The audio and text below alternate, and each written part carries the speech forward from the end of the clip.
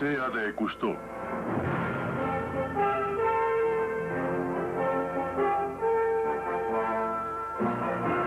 Dedicada a aquellos que luchan por preservar la vida en nuestro planeta.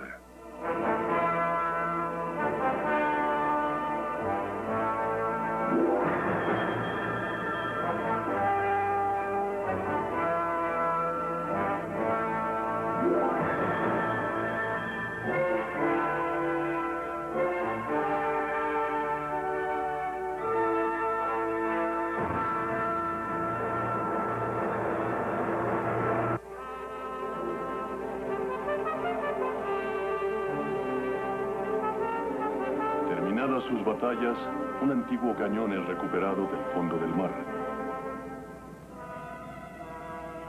En el anonimato de la muerte, un precoz viajero regresa a la playa. Una red llena con artefactos perdidos durante mucho tiempo es entregada por el mar a los regocijados descubridores.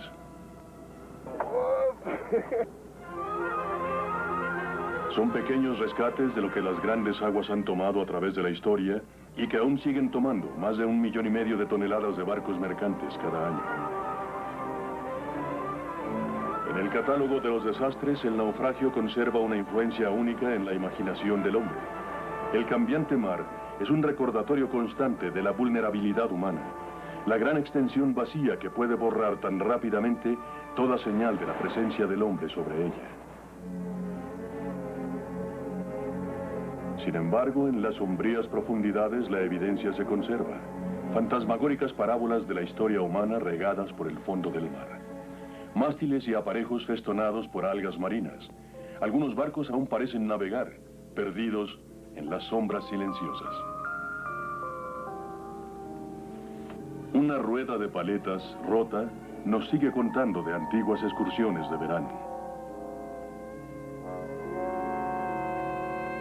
Por estos puentes y portalones por donde la tripulación y los viajeros caminaron una vez, otras criaturas han establecido su casa.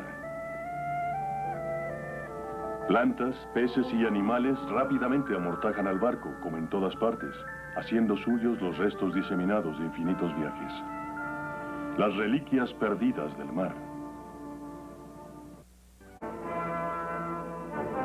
Jacques Cousteau regresará en breve por su cadena Telemundo.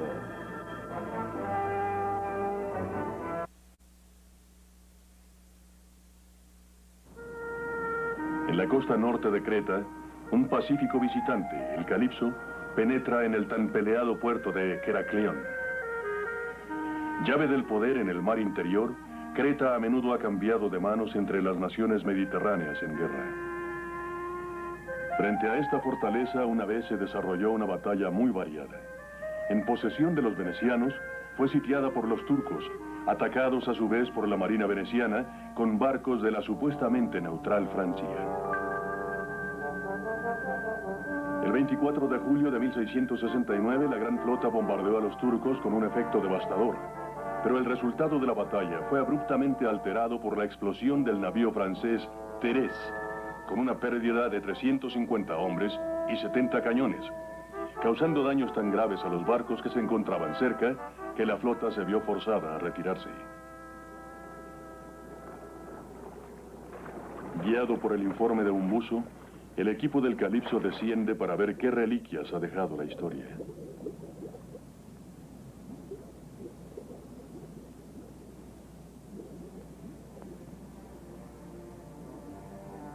Al principio, el fondo revela un tazón de metal medio enterrado en el sedimento.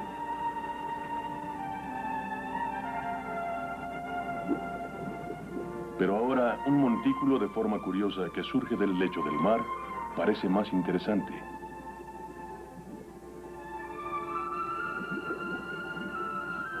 Reliquias perdidas en el mar.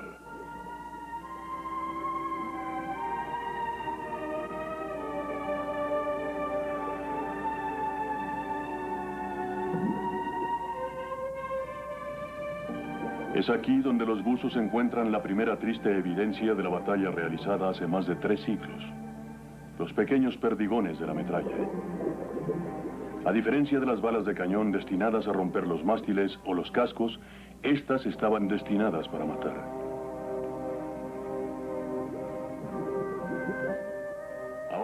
buzo quita el barro para exponer el cráneo de una víctima de esa antigua confrontación.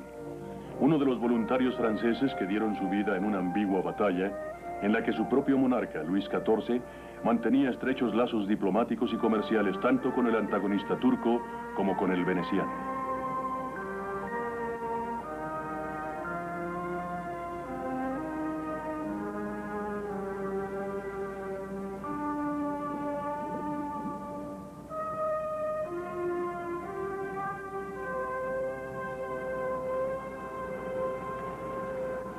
Ennegrecidos tal vez por la propia explosión, los primeros hallazgos son examinados en el Calipso, donde los buzos Albert Falco y Raymond Cole le dicen al consejero griego Lázaro Kolonas que el fondo está lleno de restos similares. No solo hay cráneos y huesos rotos, sino también reliquias como el afilador de cuchillos fechado en 1668, un año antes del hundimiento del Terés.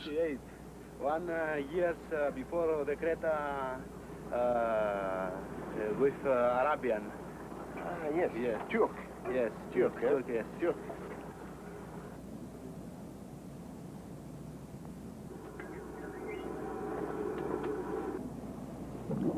Con la esperanza de descubrir objetos más importantes, posiblemente hasta el propio casco del Terés, el gran tubo de succión, la aspiradora, es armada y bajada hasta el fondo para remover el sedimento acumulado durante centurias. De nuevo, conforme se abre paso en el cieno y la grava, aparecen más huesos.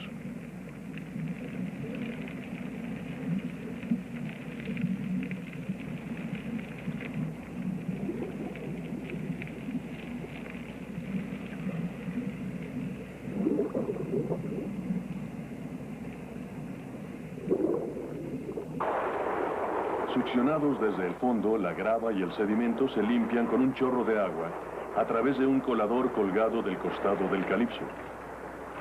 Más tarde, el equipo busca artefactos escondidos en los restos acumulados. Se encuentran más quijadas, así como otros restos fósiles. Hasta un reloj de sol de bolsillo y una moneda de oro del monarca anterior, Luis XIII.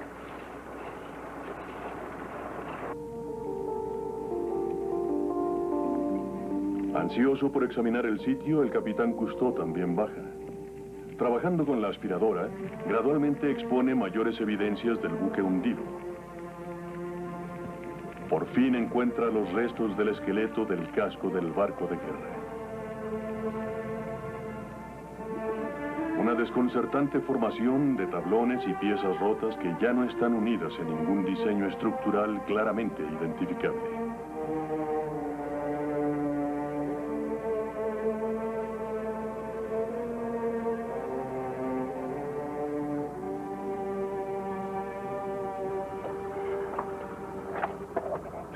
Cousteau regresa a la cubierta. Se declara asombrado por el confuso naufragio del fondo. Hay maderas rotas por todas partes, aún bajo los tablones empleados para cubrir y reforzar la parte interna del casco.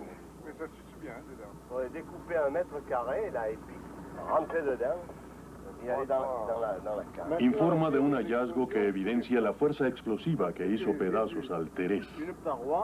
Un ladrillo firmemente incrustado en un tablón. Le bois. Une brique incrustée dans le bois, traversant le bois. Voilà. Falco sugiere que hagan un hoyo a través de la cala y a Cousteau le parece muy acertada la idea.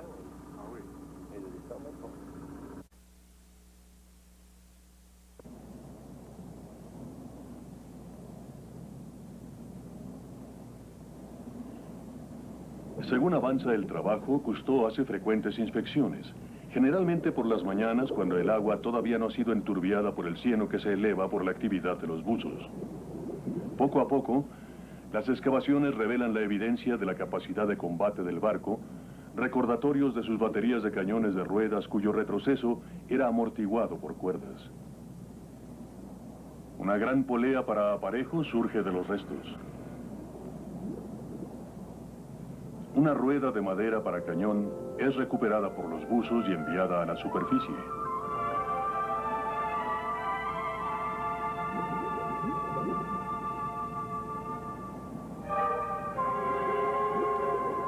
Cerca del armazón de lo que alguna vez fue parte de una cureña, Cousteau también encuentra una rueda y el eje roto que sostenía uno de los 70 cañones del barco.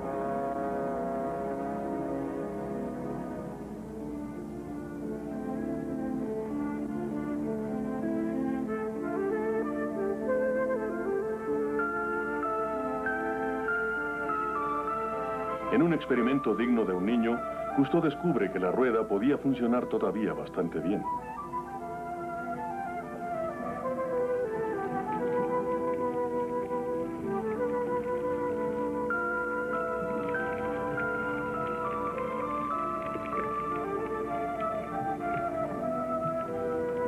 Explorando con la aspiradora, Falco descubre gradualmente un objeto más pesado. Al quitar lentamente los desechos, se hace cada vez más visible que el objeto es de metal, posiblemente de bronce.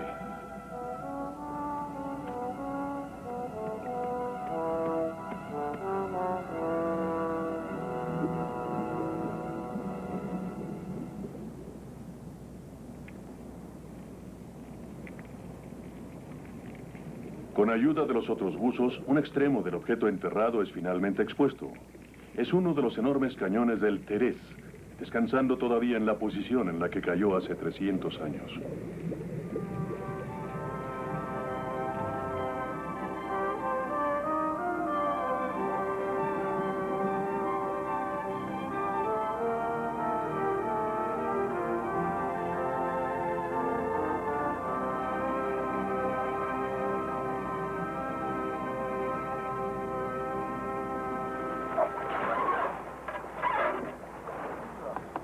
Trayendo con dificultad sus cámaras en el agitado mar, los buzos retornan al Calipso.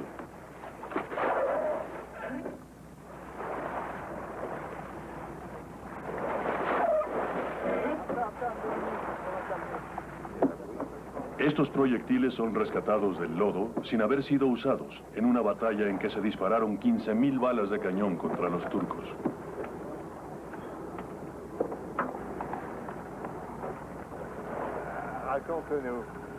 Con Albert Falco, Cousteau saluda el regreso de Frédéric Dumas, un viejo amigo que se unió al buceo. Obviamente, dice Dumas, el cañón fue violentamente lanzado por la explosión del Terés. Luego hace patente su creencia, basada en informes casuales de recuperaciones anteriores, de que no se encontrarán más cañones.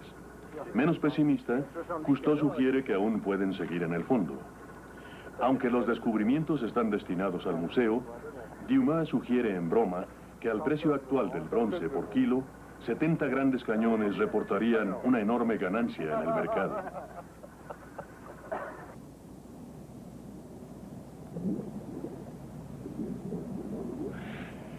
Con la mayor parte de los escombros limpios, se envía un buzo para encadenar el cañón. Por fin, a una señal, la gran arma comienza a moverse. Forzado a través de una viga que lo obstruya, el cañón de 3 toneladas es lentamente izado a la superficie.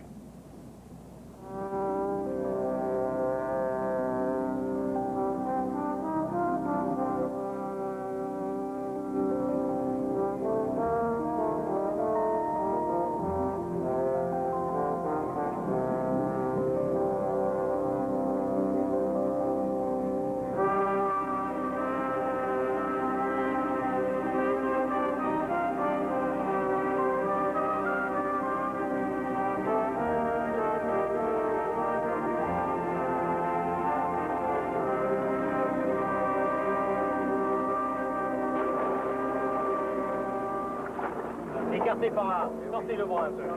Dégagez un peu par ici. Par ici. Grosse famille.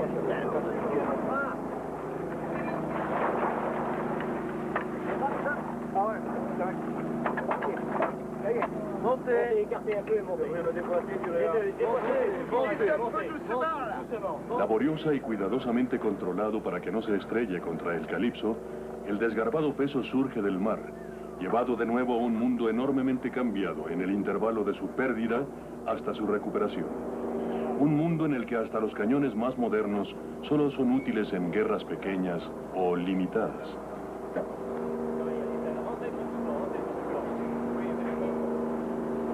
Ahora es una pieza de museo, tan pasada de moda junto a las armas contemporáneas como lo fueron en su tiempo la ballesta, el arco y la flecha frente al cañón.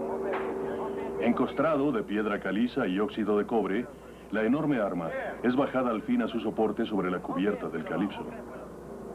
Allez, amène doucement. Amène. Monte un peu, Joe, encore par là-bas.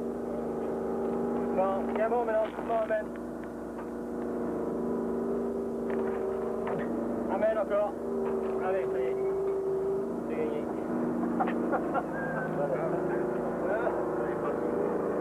C'est un canon, hein?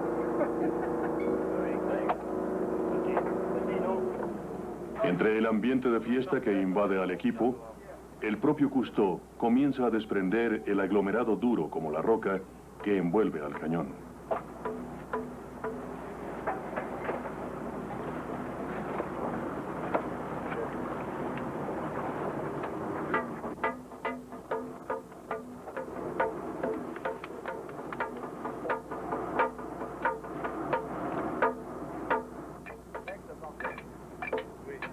Regardez ces deux moulures là.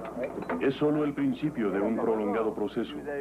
Hora tras hora el equipo quita con el cincel la grava y arena endurecidas que obstruyen el barril, desprendiendo y lavando la costra de los siglos.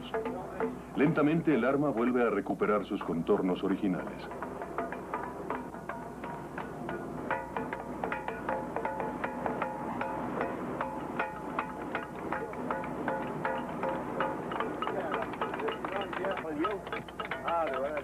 Como todo el equipo ataca el arma con cinceles y limpiadores, martillos y hasta con cepillos de metal eléctricos, el cañón finalmente aparece como era.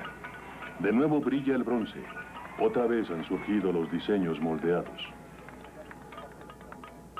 Los orgullosos símbolos y talismanes que le dieron al arma en su bautizo en la fundición, pero que fracasaron en salvarlo de la derrota.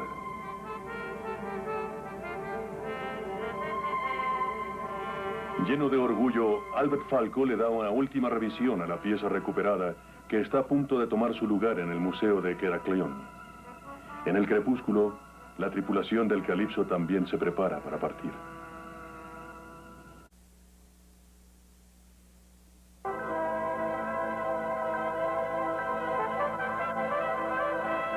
Frente a la costa del sur de Francia, cerca de Gien, el equipo del Calypso visita a otros buscadores que han tenido mejor suerte.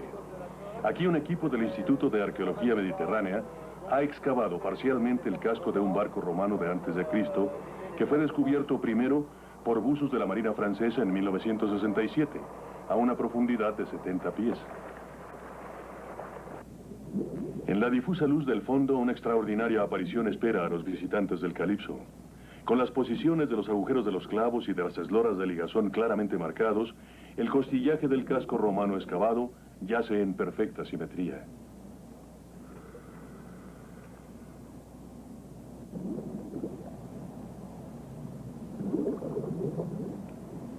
De más de 110 pies de largo y calculado entre 300 y 400 toneladas, el barco contenía una carga variada. Varios cientos de ánforas que contenían vino, aceite, nueces y hasta uvas estaban protegidas del agitado mar por capas de ramas de árboles.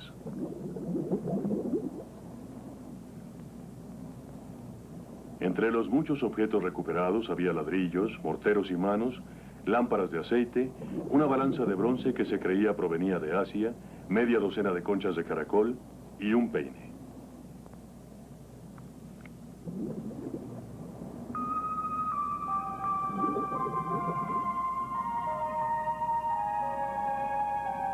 Debido a que el tejido de la madera sepultada en el mar durante mucho tiempo se desintegra rápidamente cuando sale a la superficie, el casco continúa siendo rehén del mar, esperando ser tratado con preservativos.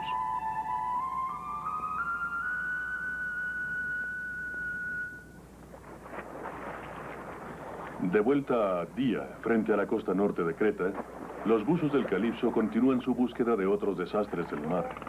Esta vez tratan de confirmar informes de un naufragio veneciano más moderno, perdido en el siglo XVI o XVII.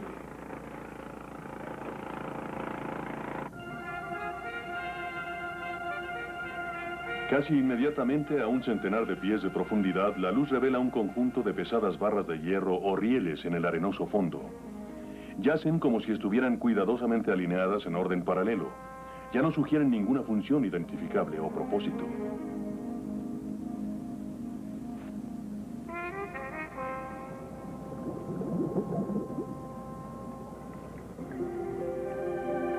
Cerca, un buzo tropieza con un hallazgo menos enigmático. Un juego de escudillas de cobre amontonadas como si estuvieran a punto de usarse.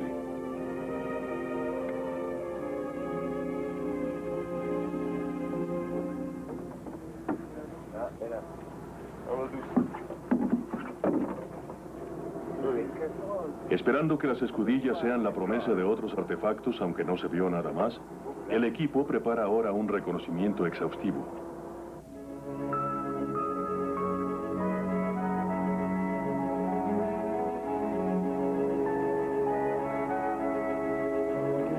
Sospechando que otros rastros del naufragio puedan estar escondidos en un curioso montículo de arena del fondo, Falco decide usar el minisub como instrumento en la búsqueda.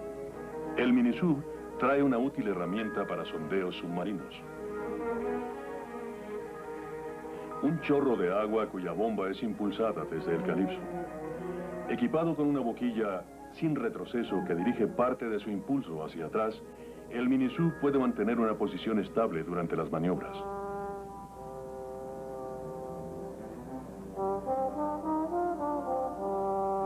Utilizando la pendiente del fondo para su ventaja, Falco se mueve desde arriba hacia abajo. En esta forma, las partículas de sedimento que se levantan caen por la cuesta, dejándole ver claramente lo que el chorro ha descubierto.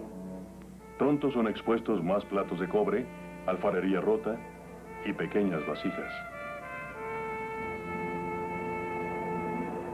Un buzo nadando libremente, Raymond Cole, aparece para prestar ayuda al minisub.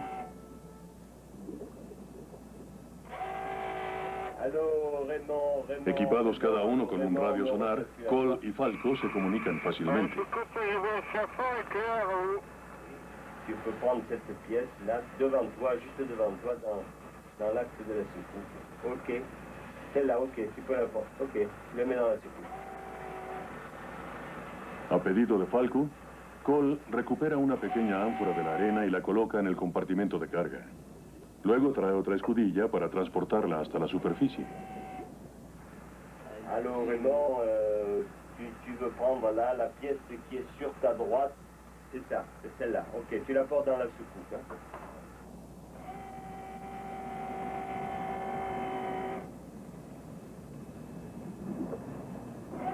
De nuevo, Cole se va y Falco continúa su búsqueda con el minisub.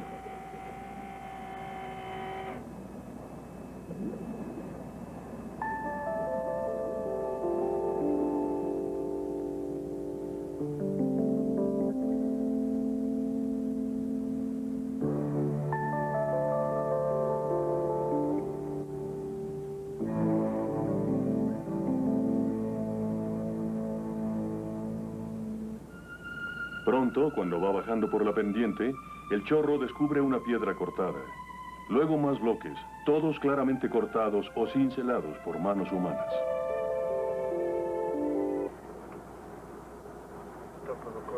El grupo sobre la cubierta especula acerca de la identidad de cada una de las piezas recuperadas. Sometimes in this site there is statue.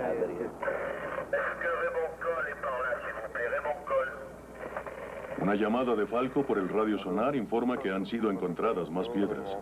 Se necesita otro equipo para subirlas a la superficie.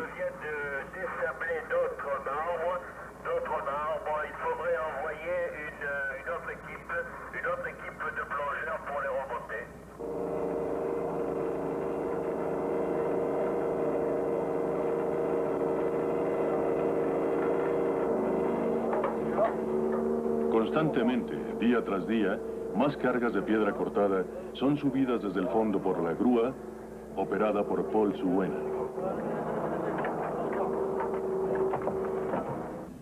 Día a día, el lecho del mar restituye más fragmentos estriados o capiteles de columnas, todos pertenecientes aparentemente al mismo templo original.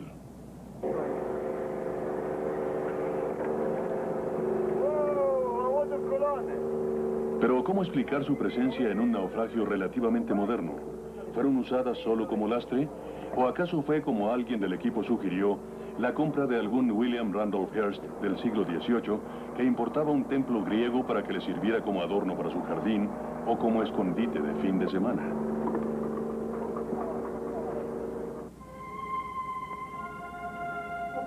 En el fondo, los buzos han hecho un último y extraño descubrimiento. Un par de pequeños cañones de bronce o culebrinas, fabricados probablemente en Francia durante el siglo XVI o XVII y usados posteriormente en las campañas contra los turcos. Cuidadas por los buzos, las armas también emprenden el viaje a la superficie.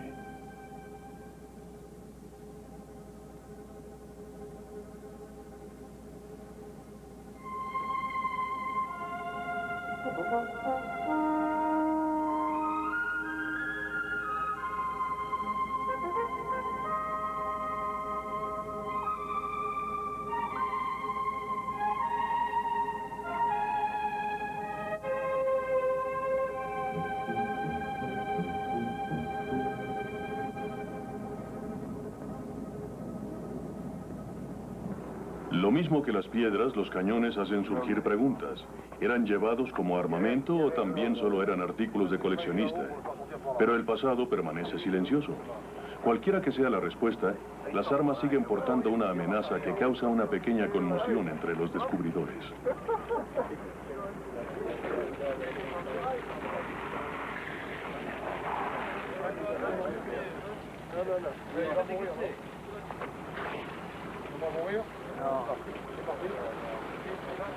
Adieu, mon ami.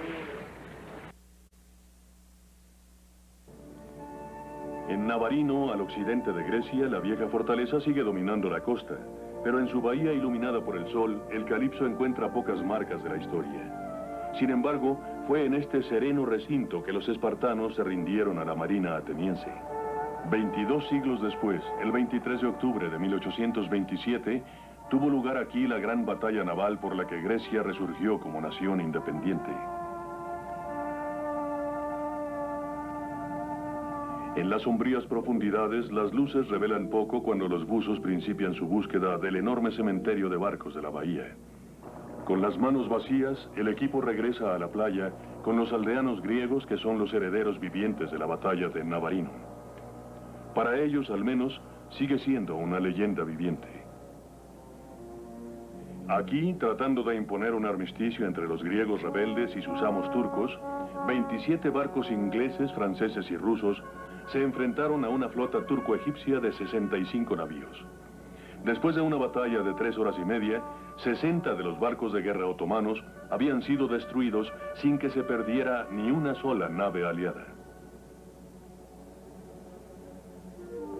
Ahora, en el día que agoniza, el mar esconde poca evidencia de que alguna vez hubo una batalla. Solo la historia ha sido cambiada. Nuevamente es levada el ancla del Calipso. De nuevo zarpa el Calipso. Esta vez por el estrecho de Gibraltar y hacia el occidente a través del Atlántico.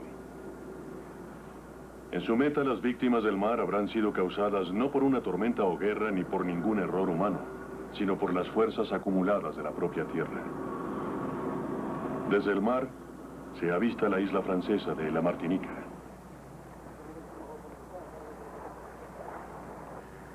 Hasta su pequeño muelle llega ocasionalmente algún yate o bote de pesca deportiva, causando revuelo en la tranquila vida del pueblo.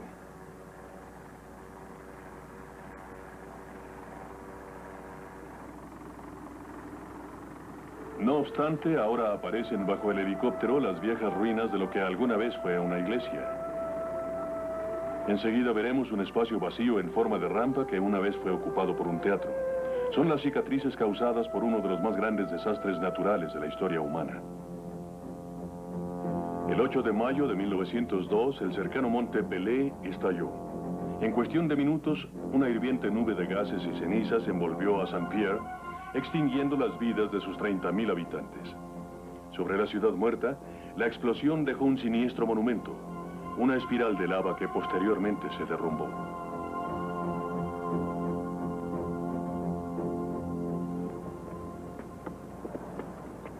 Ah, tout ça a été rasé. Tout ça a été rasé. Conducido por el alcalde Charpentier, quien también es director del museo local, Cousteau es llevado a visitar las ruinas del teatro, ahora, igual que los restos de la iglesia, cuidadosamente conservadas como monumento de la tragedia que abrumó a la comunidad. Más tarde le muestra a Cousteau una estructura sobreviviente, una aislada celda de seguridad. Dentro de sus gruesos muros había sido encerrado el criminal convicto Sipari Sampson por desórdenes en la cárcel. Y así como una fábula moral a la inversa, fue uno de los dos sobrevivientes de la ardiente nube de la erupción. En el museo, Cousteau encuentra una fotografía del sobreviviente Sampson, quien luego de que sus quemaduras fueron curadas y sus pecados olvidados, aprovechó su experiencia exhibiéndose en el circo de P.T. Barnum. Bajo la fotografía cuelgan las barras fundidas de la celda que lo salvó. Con Albert Falco, Cousteau contempla otras tristes reliquias del desastre. Una colección de tijeras parcialmente fundidas, un paquete de clavos que forman una masa, granos de café petrificados, una corneta que alguna vez fue tocada en la orquesta del destruido teatro.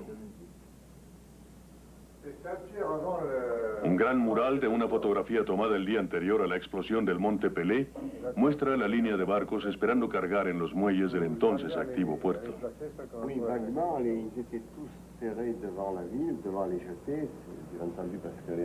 Falco señala a los navíos ahora hundidos que los buzos del Calipso ya han identificado.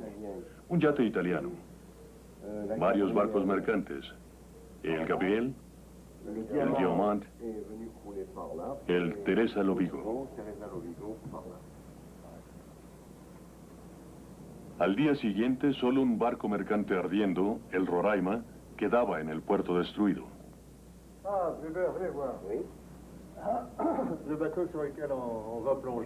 Con gran parte de la superestructura destruida, el Roraima se mantuvo a flote durante 2 días. Luego, cuando el fuego a bordo alcanzó un embarque de barriles de petróleo, el barco estalló y se fue al fondo. Bajando el sonar para peces o sonar auxiliar, el Calipso comienza a recorrer la bahía en busca del Roraima, partido en 2 por la explosión que lo hundió. A bordo del Calipso, decidido a encontrar el naufragio perdido, Cousteau vigila de cerca la oscilante aguja de la gráfica.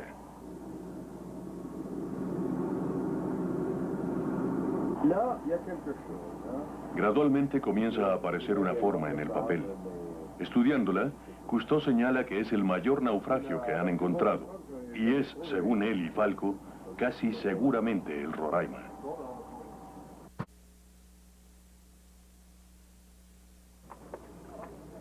En el espacio de unas horas, acompañado por Jacques Delcouter, Falco, Cole y otros, Cousteau dirige un buceo exploratorio del mayor de los barcos perdidos en aquel día de 1902.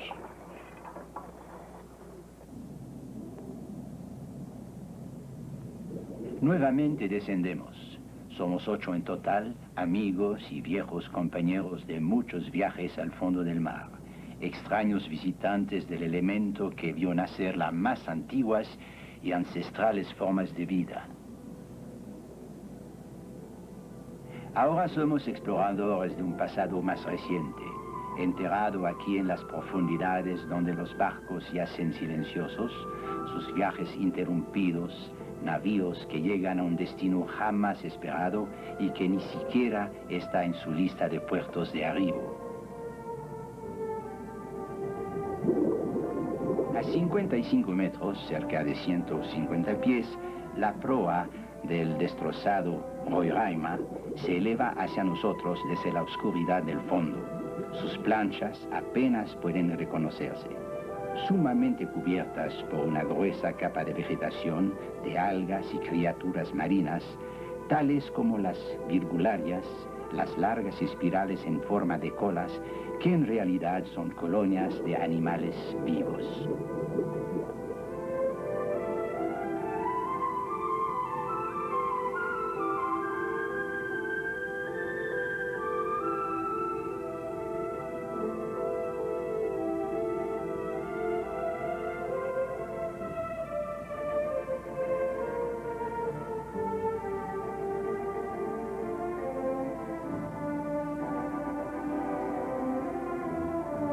Al penetrar al casco, encuentro un confuso mundo que algunas veces conserva un cierto parecido con el diseño familiar de un barco. Paso a través de un extraño túnel que se interna hacia el centro del barco. Está formado por los derrumbes de las paredes y el techo.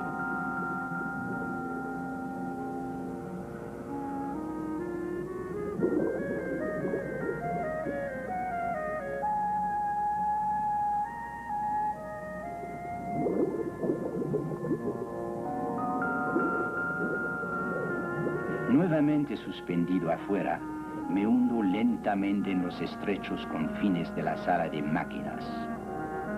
A mi alrededor yacen las descoloridas evidencias de la obra del hombre.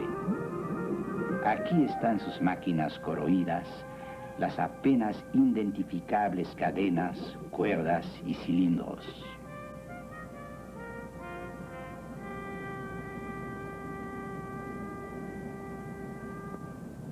También están los fantasmas de ambiciones olvidadas, amores que no se consumaron, el polvo de las victorias. Entre esta carga desparramada y casco podrido yace una metáfora de la vida humana, de los peligros que nos acechan, pero casi siempre, según parece, el desastre nos toma por sorpresa. Es con una sensación de liberación que abandono el estrecho espacio de la sala de máquinas para encontrarme en el crecimiento selvático de las virgularias, los gusanos del mar y las esponjas.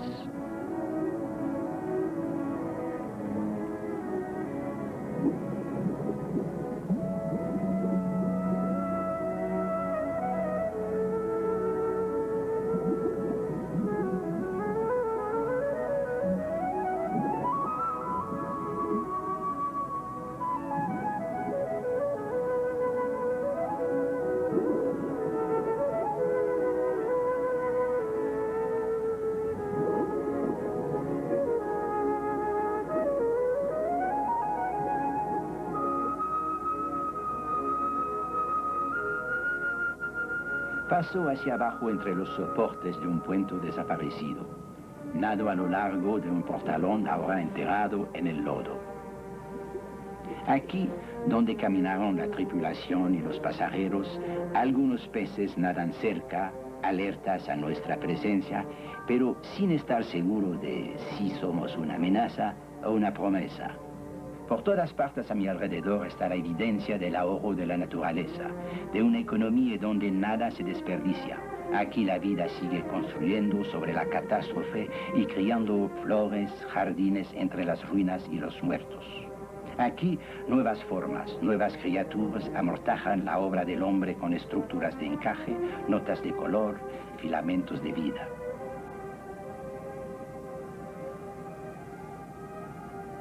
En el profundo sedimento que cubre el puente, busco algunos restos de la presencia humana. Descubro un hueso, luego otros. Restos humanos ahora más extraños en cierta forma que las criaturas del mar que surgen a mi alrededor.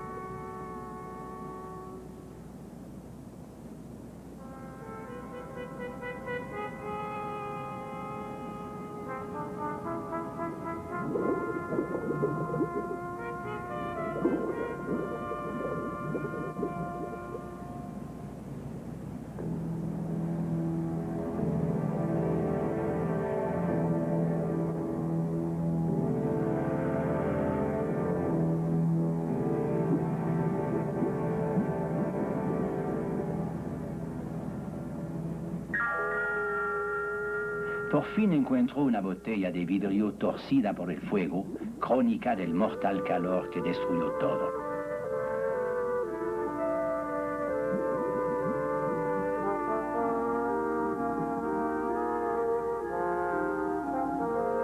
Al sostener este artefacto común, me invade el afecto hacia este distante extraño a quien perteneció. Otro hombre sorprendido por la repentina oscuridad.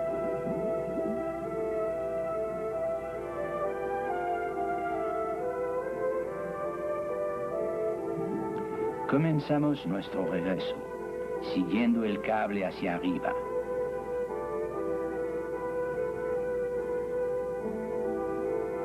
Con nuestra sangre demasiado cargada de nitrógeno, ascendemos lentamente, descansando a 9, 6 y 3 metros.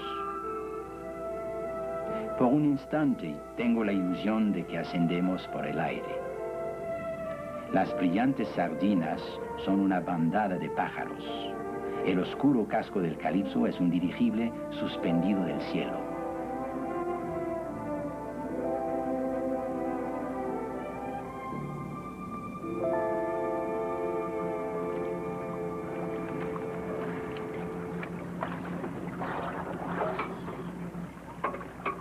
Luego, por fin estamos en la superficie entre nuestros compañeros que nos aguardan. Qué bueno es verlos. Qué bueno es ver el sol.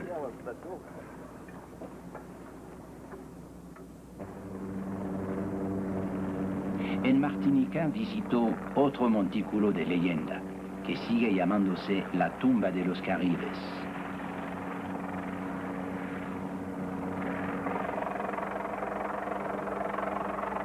Aquí en tiempos de la colonia, acorralados por los franceses, se dice que los Caribes se cegaron a sí mismos y luego saltaron a su muerte jurando que la montaña de fuego los vengaría.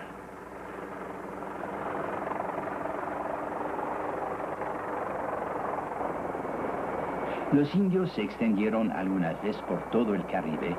El nombre propio de Caribes significaba valiente, pero la valentía no fue suficiente. En la actualidad ya no quedan Caribes en la Martinica. Terminado su legendario acto de violencia, el Monte Pelé duerme de nuevo. Otra vez el verde cubre sus flancos, y en las laderas alrededor del pueblo crecen las frutas y la vegetación. En una escala más modesta, la vida ha vuelto a Saint-Pierre.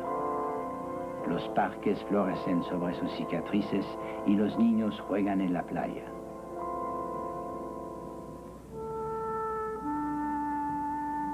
Escondida en la tumba del mar, solo la fantasmagórica luz de las antorchas de los buzos revela la evidencia de la catástrofe.